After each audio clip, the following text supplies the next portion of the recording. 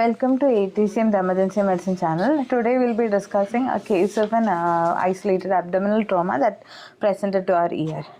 So, a 40-year-old male was rolled in the ER with alleged history of RTA. He was in a auto rickshaw and it toppled. So, initial 10-second assessment, patient was conscious oriented and he was speaking relevantly in full sentences. So, he was taken to our resuscitation area, and he was while being taken into ER, his spine was immobilized in a spine board, and C-spine was also stabilized. So, we went ahead with the primary assessment. So, there was no obvious external trauma with a massive hemorrhage noted. Coming to the airway, his airway was patent. There was no pooling of secretions, and there was no signs of airway compromise. Along with that, we assessed the C-spine. In C-spine, there was no C-spine, the posterior C-spine tenderness, and there was no obvious restriction of movement. Then coming to the breathing part, patient was maintaining a saturation of 98% in room air. Bilateral chest excursions were adequate. There was no obvious external trauma and no bleeding anything, and air entry was bilaterally present, and there was minimal crepitations in the left lower zone. Minimal crepitation in the left lower zone. Okay. Then coming to so breathing part also was stable. So we went with the circulation part. What was the saturation? 98%. He was maintaining in room air. Room air. Respiratory rate? He was not tachypneic. Around 18 to 20 okay. He was maintaining with adequate chest excursions. Bilaterally equal? Equal, and only minimal crepitations on the left lower side of the chest. Okay. So we went with the circulation part. Circulation, patient heart rate was 106 beats per minute, and he was having a blood pressure of 130/80 millimeters of mercury. Then all the peripheral pulses were also palpable, and there was in circulation along with hemorrhage control, there was no obvious hemorrhage noted at that time. So we went at this time, being a trauma victim, we had secured one large bore IV cannula at that time, for the further assessment, and the mechanism of trauma was also ideally how many IV cannulas you need? 2 large bore IV cannulas are required, sir. So we what do you mean by a large bore IV cannula? 18 gauge or larger. 18 gauge or larger in the sense 8 kilo, 18. Below, 18, 16 gauge, like that. Okay. Then we went to so why you want a large bore IV access? That is a very common question because a lot of people will have doubt in their mind. Why not we can have a center line? Center line versus a peripheral line in fluid resuscitation and trauma. Maybe it's a very basic question, but for the audience sake, you can just explain. Basically, large bore IV access in trauma management, emergency intervention we require will be a fluid resuscitation. So, by the time we are going with the assessment, we can easily get a peripheral line, okay. And that too. Accessibility one. Then next, what is the ideal thing? Even if you have a center line, somebody is coming with a center line with trauma. You anticipate that you are coming to the hospital later, he developed a trauma. Even I will wanted to put a peripheral line for that patient, even if he has a central line for fluid resuscitation. Why? We don't know the position of it will take. No, that is not it. It's a basic concept. Is the Poissley's principle. The flow rate, we should have a good flow rate. The flow rate is directly proportional to the diameter and inversely proportional to the length of the cannula. So when you have a center line, the diameter is small and the length is more. So you will not be able to do a fluid resuscitation via a center line. Meanwhile, you have a peripheral line, you have a large gauge 18 gauge or 16 gauge cannula, you have a larger diameter and a shorter length. So the peripheral flow rate will be more. Sir, anything to add on, sir?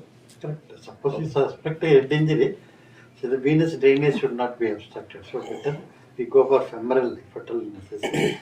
Otherwise, internal jugular can be. Central line catheterization if needed, if you are suspecting head injury, raised intracranial pressure, avoid pressures over IJC. So avoid IJC, go for a femoral. That is a point. But For the point here is that for fluid resuscitation to start with, you need a peripheral access. That should be clear. And later on, you wanted a central line, then definitely you can't go ahead because you need to have an invasive monitoring. If you want to start on an vasopressor agent, then definitely you need multiple samplings and all. You need a central line. So one more thing is when the patient is maintaining a normal BP and the veins are prominent, at that time itself, as big as possible a catheter should be passed. Once the BP drops and collapsing, you may not able to get a good vein.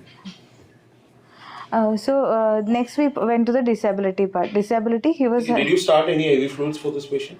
Right now, no, sir. No. Why you don't want to start? There is no evidence of hypotension.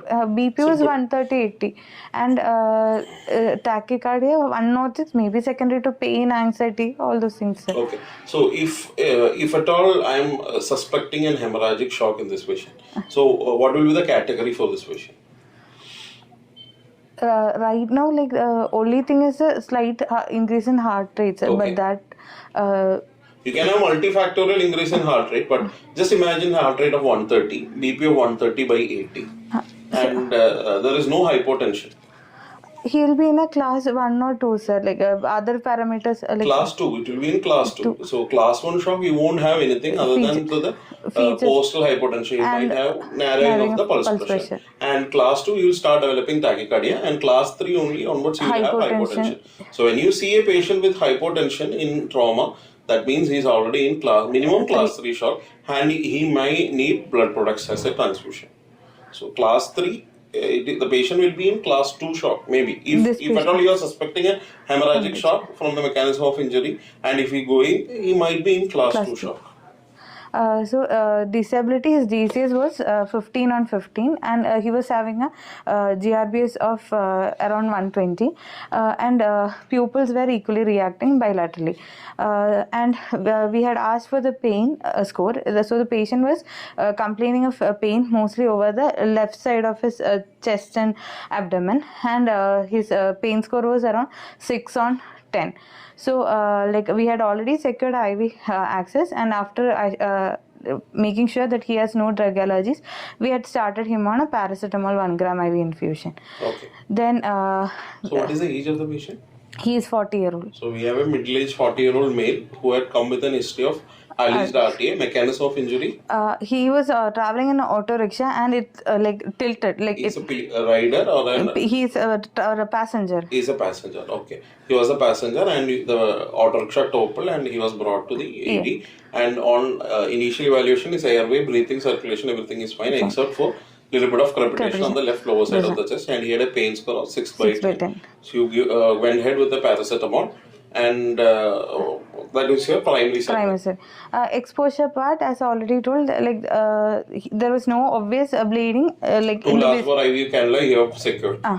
And there was no obvious bleeding. No external bleeding. Hypothermia was prevented. Okay. Then going into the secondary assessment, our adjuncts to the primary survey. So this in view of that crepitations and the pain over the left side, we had done the bedside fast. So fast was E-fast done was positive. There was free fluid noted in the splenorenal pouch, and minimal free fluid in the pouch of Douglas, peribladder area was also noted. Okay. So since the fast being positive, like there is a high chance of trauma. So we have a patient here who has gotten positive fast. And he is not in hypotension as of now, but he has got a lower sided chest pain and also some crepitation. So we are maybe dealing with a chest injury, lower chest injury with a splenic injury. With whatever be the history available, that is the conclusion. Could you find anything to the spleen in the ultrasound? Spleen, since the fast being positive, we went with the further USD, detailed USD. So some splenic hypotension thing was noted. So maybe a splenic laceration. Whether it is a hematoma or a laceration, how will you differentiate in an ultrasound? Sir, ultrasound wise it is difficult. But if it's a subcapsular hematoma, you will be able to identify it, which is more easier. But lacerations and all, you might not be able to say very clearly unless and until you have got a very good ultrasound machine and a very good trained person. It's difficult for us to sometimes to say. So some splenic injury was like obvious So from for an the emergency physician perspective here, this patient is not having any hypotension. Your fast is positive. Positive. So you need a confirmatory diagnosis and correct referrals needed to be given, and you need to look for other associated injuries. As an emergency physician perspective, that is more than enough. So this patient, this was the primary survey. So after at the end of primary survey, we know Chest X-ray. Chest X-ray, sir, minimal blunting of the costophrenic ankle left side was there, but there was no other obvious like pneumothorax, nothing was there, sir. And in each Pelvis X-ray. pelvic, it was like isolated, sir. Like other injuries were not there, sir. But still, this patient is coming with basic adjuncts. So we can do it later on. It is not an emergency. So, but definitely he needs a pelvic X-ray also. So, what we went ahead was the secondary assessment, and also at the end of the primary survey, we have a fast positive patient. So, in the secondary survey, coming to the sample history, patient has no previous medical or surgical history. He is not on any chronic medication. He has no history of any drug allergies. Last meal was around 4 hours back, and now the current event. So he was a passenger, and while he was moving in the auto, it toppled over. So, but the auto was like not very fast, or it was not hit by a like very fast object, like a car came and some high velocity injury. That's what you are suspecting. But it toppled over, and he had complaints of pain over the left side of the abdomen. So the head to foot examination we have went for. There was like no obvious head injury. There was chest you can come chest like tenderness.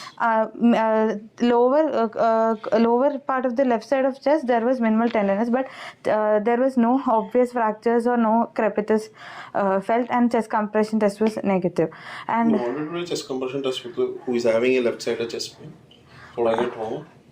I don't think you should be doing it, because already you are suspecting a probable fracture. You are ruled out by an X-ray, but still, I don't think the pain is already there. You have taken an X-ray. Why you want to do a chest compression test? Don't do a chest compression test for this patient. Then coming to the abdomen examination, per abdomen, there was tenderness over the left side of the. Did you see any superficial discoloration or any? There was no obvious ecchymosis or contusions, and there was tenderness over the left side, but no bleeding, no ecchymosis, nothing was there. Tenderness was there over the left side of the abdomen, and the abdomen was like not distended, and bowel sounds. Other positive findings. No, bowel sounds was normally present. Perineum examination, pelvis and perineum examination. Pelvis was intact, and there was no blood in the meatus or anything. Then coming what was your reassessment once the patient came? What was the vitals after 15 minutes? After on reassessment, also his vitals were holding stable, sir. There was no drop in blood pressure or no increase in heart rate. Nothing was there. Heart rate decreased, or it was still persisting the same. Okay, pain score has come down. Pain score has come down. So at this juncture, what will be your management plan? So you have a possible patient with a blunt abdominal trauma, with a possible splenic injury, with the lower side of a chest injury also. So whether there was some costophrenic angle blunting also in the chest X-ray. At this juncture, what will be your treatment plan? What will be your management plan? So right now, we have a suspected abdominal trauma patient with hemodynamically stable. So we can go ahead with the imaging, sir. Because he is hemodynamically stable, we can go with the imaging. So preferably we can go for a CT abdomen. Along with that, we will get some idea of the chest, thorax. Lower chest also you will be able to get an idea. Okay. So this patient CT abdomen was showing a grade 3 to 4 splenic injury. There was laceration extending up to the splenic hilum, but not a complete devascularization, extending till the splenic hilum, and there was some extravasation of the contrast from the splenic hilum also noted. But there was no other obvious trauma. Suppose you are in a peripheral center. Okay. Suppose you are getting a splenic injury patient. So where will you refer this patient to? Which center you will refer? A splenic injury in specific. We have to refer patient with probably a surgical gastro and vascular intervention centers, tertiary care center with a surgical gastro. If possible, of having a endovascular procedures and embolization and all if it is needed. If it is needed, not maybe for every patient. So you have to definitely refer interventional radiology facility. That will be ideal scenario. That will be an ideal scenario. But majority of the splenic trauma may just need a conservative management. So that is a major point in splenic trauma. Sir, any questions? No, sir. This patient being hemodynamically stable, we went with a CT and CT was showing a grade 3 to 4 laceration. So grade 3 to 4 we can just tell regarding the classification and the management of each group of splenic trauma. So splenic injury, according to the World Society of Emergency Surgeons, the classification is basically 5. So the first one, it is basically hematoma lacerations, and like that each category will divide.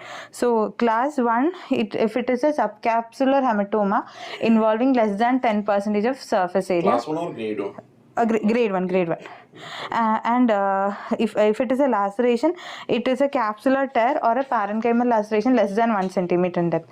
Then grade 2, it can be like hematoma, that is subcapsular, 10 to 50% surface area, and the intraparenchymal laceration less than 5 centimeter diameter. Grade 3 is the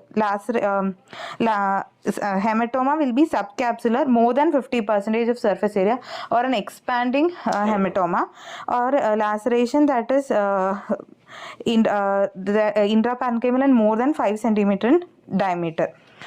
Then grade 4 will be a more than 3 centimeter parenchymal laceration or involving trabecular vessels, and or it can be extending to the hilar vessels, causing devascularization of less than 25% of the spleen.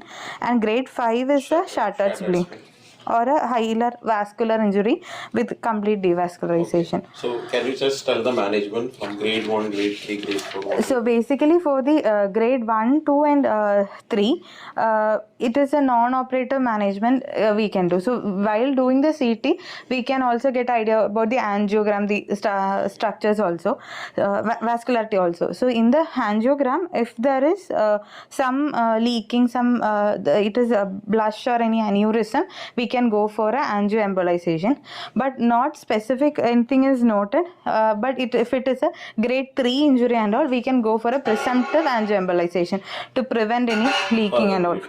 And after the angioembolization, we can manage the patient conservatively. But if at all the patient develops any clinical instability, severe drop in hemoglobin, hypotension, anything, then we'll have to go for a operative management. Grade for the shattered spleen and all, we'll or any patient coming to ER who is hemodynamically unstable, then we'll have to go for the surgical exploration. And the final endpoint is if the hemorrhage and all cannot be controlled, it can end up in a splenectomy. So this is the basic thing. And another thing is, if it is a this is regarding the blunt trauma. If it is a penetrating injury, then we have to go for exploration of the wound along with this. So the nutshell is that whenever you have a splenic trauma, the hemodynamics is the decision maker in management. If the patient is stable, even a grade 4 can be managed conservatively, and grade 5 definitely will have a hemodynamic compromise. So definitely those group need surgery. So that will be a grading. So minimal subcapsular hematoma to minimal laceration to shattered spleen. So that is the basic grading, and the management is depending upon the hemodynamic, and also if you have angioembolization facilities, you can think of angioembolization. If rather than proceeding from grade 3 to grade 4, you can prevent that. So all those things can be done. So only thing is that the patient is already having a large spleen. So that is already there is a splenomegaly patient, maybe already a chronic liver disease patient coming to you, then the management aspect may be different. because at that point of time you already may be in coagulopathy, so you will have more challenges to face during that time. So this patient, like, he was conservatively managed and his hemoglobin was constantly monitored. So from the initial hemoglobin was 13.4, it had never dropped below 12.8. What was the chest finding in the CT? Chest findings, sir, he had lower rib fractures, Okay. but it was not displaced and Undisplaced lower rib fractures. fracture without any parenchyma involvement, no lung contusion and no pneumothorax, sir. Okay, so that part is clear. So he had an isolated injury over the left lower side of the chest and the abdomen. And he had a splenic injury. And what are any other injuries in the CT? No. That is, always don't miss out other blunt abdominal trauma. Mainly the spleen and liver are very common to have this BAT, blunt abdominal trauma. Okay. Sir, any points to be added on, sir? So basic thing is like the reassessment, and since we had a easily accessibility to CT, and since the patient was hemodynamically stable, we could get the CT. Suppose this patient is hemodynamically unstable. So imagine the BP is around 80/40. So how will you go about the treatment plan? So we'll have to 80/40 fast positive, definitely he needed to be shifted. OT. That is the definitive management. So by between bridging, that time, what will you do? Bridging, we'll have to initiate the patient on a MTP should be initiated, balance, like we have to go for a balance resuscitation, like we should target so basic things you just tell IV fluid bolus. What will be the IV fluid bolus that you 1 liter IV fluid bolus we have to give. Okay. Then we'll have to check like whether he's responding to that, or like he's a transient responder, non-responder. Most likely he will not be responding, or he'll be a transient responder because of the ongoing bleed will be there. Then. So we'll have to activate the massive transfusion protocol. Definitely he needs more blood products. So he's already in grade 4 or grade 3 shock. So class 3 or class 4 shock. So definitely he needs blood products. So he have asked for 1:1:1 or 2:1:1, whichever it is possible. At least 2 PRBCs followed by 1 FFP and 1 platelet. That needed to be arranged, and you don't want to overcorrect the blood pressure. Our target will be a map of around 65 to 70. 60 to 65, that will be okay to just prevent the organ perfusion unless and until you don't have a CNS injury. So our target will be that blood pressure only. So permissive hypotension is acceptable. So you don't want to dislodge the clot. So that will be the initial resuscitation, and maybe CT part we will not be taking him to the CT. So fast is positive, hemodynamically unstable. Ideally, this patient should go to the theatre. So that will be the treatment plan. Okay. Okay, sir. Okay. Fine. Thank you.